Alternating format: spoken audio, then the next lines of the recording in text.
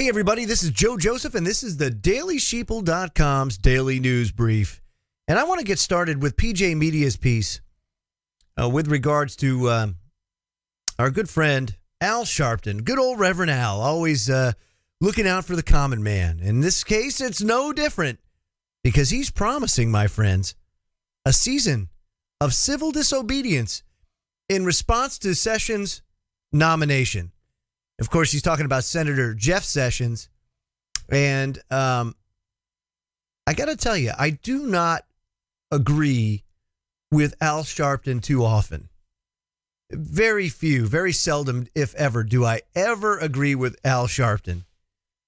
But in this case, I have to say I agree with him here because I think Jeff Sessions is a horrible, horrible pick for Attorney General. Especially in lieu of the fact that this man is a staunch prohibitionist, which we've learned throughout the course of history that prohibition never works. Hasn't worked once, and it will never work because you can't stop people from getting what they want when they want it. And so PJ Media is reporting on this. It says, National Action Network President Al Sharpton promised a season of civil disobedience in reaction to the nomination of Senator Jeff Sessions of Alabama for Attorney General in the Trump administration. Sharpton, an MSNBC host, said activists had planned a march in Washington on January 14th during the Martin Luther King Jr. holiday weekend to protest the Sessions nomination. Sharpton recalled spending 90 days in jail for protesting on U.S. Navy land against military exercises on the island of Vieques in 2001 when George W. Bush was president, adding that civil disobedience usually works because it changes policy. I will agree with him there that, yes, civil disobedience does work if you get enough people involved to do it and or you get enough media coverage in order to spark some sort of outrage. Now, in this case, there should be plenty of outrage with a Jeff Sessions nomination. A lot of people say, well, you know, he's a good guy because this guy follows the letter of the law and everything else. But he does have quite a track record, a controversial one at that, with regards to race relations. That could be hyped. I don't know enough about the guy, but I do know one thing, that he is a prohibitionist, that he has come out exclusively saying, you know, that marijuana will never be legalized on the federal level while he's Attorney General because he's dead set against it. You know, he is buying that Nixon line, you know, about how marijuana is bad. There's no medicinal benefit. You see the DEA now just recently scheduling CBD as Schedule 1, which is totally and completely asinine. You have thousands upon thousands of parents with children that get CBD oil to stop and or slow down greatly seizures in children. You know, these things have documented medical benefits, and still the DEA schedules it Schedule 1. So you know right off the bat that there is some tomfoolery going on, and that, of course, they're just going to be the handmaidens of Big Pharma. That's exactly the whole purpose of the DEA. That and to justify their ballooning budgets by just going after low-hanging fruit like everyday people that just want to use marijuana, or even pain sufferers, chronic pain patients, all of the low-hanging fruit to justify the federal budget for next year. That's all that's about. It has nothing to do with your benefit. It has nothing to do with keeping you safe. And Jeff Sessions certainly is not going to help things. As a matter of fact, he will probably inflame things a whole heck of a lot more. So that's probably the one reason why I have to agree with Reverend Al on this one. Now, a march on Washington, I really don't see the benefit of that. Nobody pays attention to marches on Washington anymore. I don't know what the answer would be outside of let's just keep the education going, because apparently it's working with now over half the states having some form of medicinal marijuana. And of course, this can bleed over into many other things. It doesn't necessarily have to be marijuana.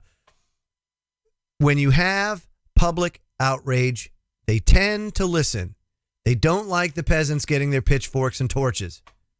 It's just one of those things. And of course, the alternative media has a lot to do with the fact that we've had this change in policy over the last 20 to 30 years. The Hill is reporting that a Russian official said Obama undermined U.S. democracy, not Moscow. This in response, of course, to the Russian hacking allegations. It says a Russian official on Friday argued that U.S. democracy was undermined by President Obama's administration and the media, not by Moscow's alleged hacking campaign. Alexei Pushkov, a Russian senator, offered his criticism following the public release of a U.S. intelligence report that accused Russian President Vladimir Putin of orchestrating an effort to undermine public faith in the U.S. democratic process. Because it takes Vladimir Putin to undermine people's faith in the U.S. democratic process. It has nothing to do with the fact that they've hacked the voting machines. And it wasn't the Russians that did this. And this was as far back as what? 2000? Really? But I guess it was the Russians that had a conspiracy that started the whole hanging Chad thing. Perhaps that was a Russian conspiracy as well. You see, folks, this has happened well before any Russians were involved. If they were involved at all, I think it's laughable that they continue to push this narrative. I have at least a little solace with regards to the fact that at least President Trump is laughing these things off too. And you've only got so much time before he's actually put into office, so it really won't make that big a deal. But it says right here, this is Pushkov. He actually tweeted this. He said, the U.S. democratic process was undermined not by Russia, but by the Obama administration and mass media, which supported Hillary Clinton over President-elect Donald Trump. That's what Senator Pushkov tweeted. And he said, the danger to democracy is within the U.S. itself. I have to agree. Typically, that's where your problems normally lie, is inside the house, not outside the house. It's cleaning up the inside. Our government is totally and completely corrupt. Why would we trust and believe anything they say at this point? What reasons have they given us to believe, oh yeah, the Russians did it? Okay, right.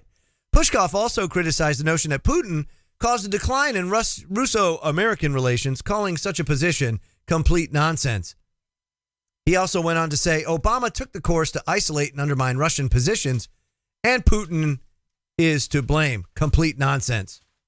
This is good. The intelligence report released to the public on Friday detailed the intelligence community's findings, which, by the way, I have an actual list that of all, when you want to find the real good propaganda, let's go right to the heart. Let's go to CNN. It says 10 most damning findings from the report on Russian election interference. Because they totally interfered with the elections. Of course, you know that, folks, right? I mean, come on.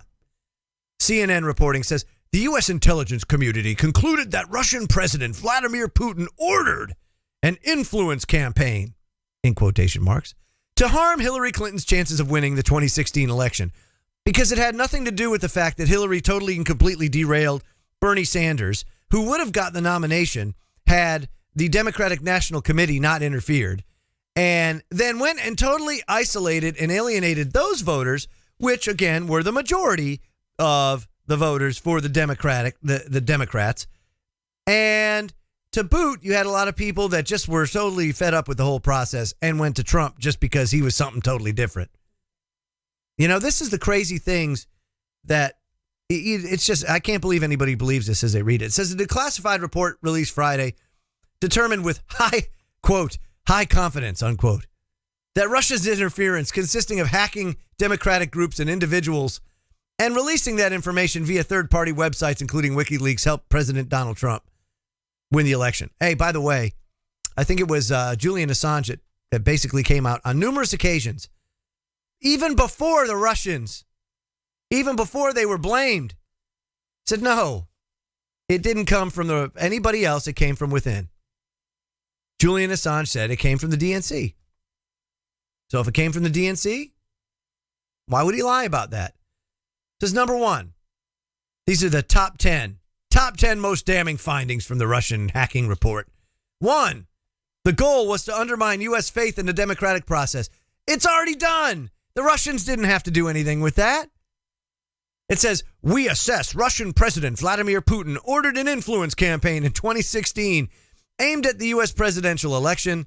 Russia's goal was to undermine public faith in the U.S. democratic process, denigrate Secretary Clinton, and harm her electability and potential presidency. Yeah, because she was electable in the first place, right? We further assess Putin and the Russian government developed a clear preference for President-elect Trump. Well, considering the fact that we have an entrenched two-party system here, that there's no way that a third party can possibly get in. And the one chance that they did have this time, the Libertarians with Gary Johnson totally derailed his whole campaign by getting Bill Weld to be his running mate. As soon as that happened and they went mainstream, forget about it. No way. Number 2, the effort was ordered by Putin. Yeah, here we go. CIA or whatever, whoever did this investigation. We assess that influence campaign are approved at the highest levels of Russian government, particularly those that would be politically sensitive. Yeah, because Putin's going to waste his time on this. Unbelievable. This says 3, Putin's grudge. Putin's most likely wanted to discredit Secretary Clinton because he publicly blamed her since 2011 for inciting mass protests against his regime in late 2011 and 2012. Come on. Again, I think he's got better things to do than worry about Hillary Clinton. Just saying. And by the way, notice how this is all speculation. There's absolutely no evidence at all. Number 4, a significant escalation.